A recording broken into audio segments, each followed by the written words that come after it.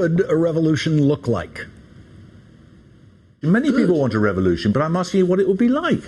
Well, I think what it won't be like is a huge disparity between rich and poor, where 300 Americans have the same amount of wealth as the 85 million poorest Americans, where there is an exploited and underserved underclass that are being continually ignored, where welfare is slashed, while Cameron and Osborne go to court to defend the rights of bankers to continue receiving their bonuses. That's all I'm saying.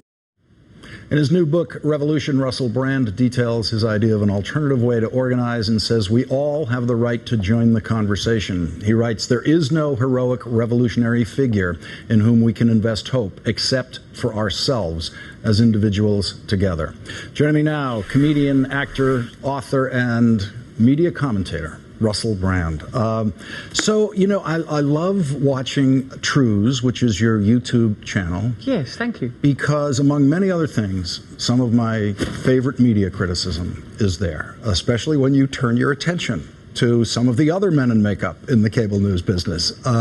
Can we play a little piece of you talking about Mr. O'Reilly? I would love to. Okay, let's do that. Hello, welcome to US Trues. We're going to be looking at Bill O'Reilly. Hi, I'm Bill O'Reilly. Thanks for watching us tonight. I think today he's talking about immigration. Tonight, Talking Points memo, how the left wants to handle tens of thousands of children illegally entering the USA. Right then, Bill, we're on Earth with a limited amount of time. One thing we know for certain is human beings are basically the same at a cellular level. So, what are you offering, Bill? Look, most of these kids and their parents can't speak English, have little education, and few skills. How are they going to compete in our competitive marketplace here? How? The answer is they're not going to compete. Larry didn't leave very long, did he, for that rhetorical question? How? They're not going to. It's not going to happen at all. Without immigrant labour, food in America would cost 4 to 5 times as much because the cheap labour provided by immigrants is making food affordable. So, Bill, your whole economic argument is rubbish and based on bigotry. So many things I love about that when I first came upon it. First of all, just the idea that Russell Brand is home watching Bill O'Reilly. That just cracks me up right there. In a way, it shows what a convenient and useful tool comedy is when addressing bigotry. If you look at Bill O'Reilly not through the lens of fear but through comedy, he becomes actually quite an enjoyable figure. Yeah, and you do that with Hannity too. You always begin with the laugh when you start talking about these guys. Yeah, well, because Bill O'Reilly, he's sort of like a man who's constantly at war with hemorrhoids as much as immigrants. No, I can't live like this. and with Hannity, what I like is his whining confusion. Oh my God, what's happening? Why? That was MSNBC with Lawrence Odell. He was just have a segment on Russell Brand because Russell Brand just became up and coming, and all of a sudden he's this great conservative that was married to Katy Perry. So let's read Russell. I'm on the page on People, and I just want to read Russell's September 15th statement.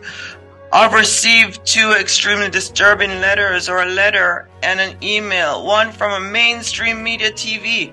Mainstream media TV, Russell. Come on. Didn't you make millions from mainstream media TV? Don't you always go on mainstream media TV? Weren't you on NBC, Russell? On the, when Megyn Kelly was on NBC, you were on there. Weren't you also part of BBC? You're also part of MTV. You also worked on the newspaper, Russell.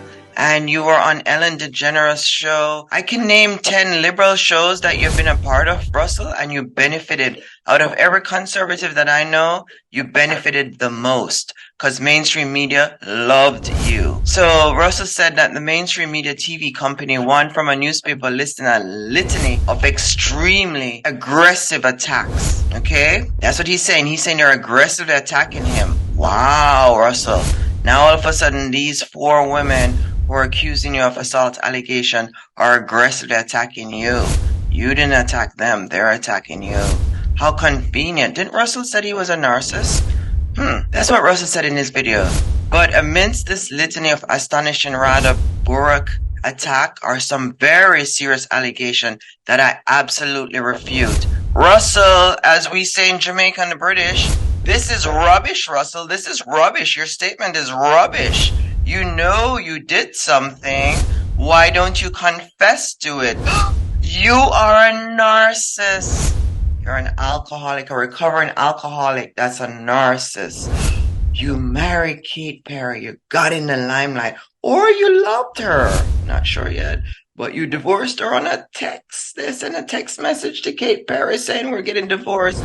And we're not going to tear you apart, Russell. We're not going to think that some of these allegations are true.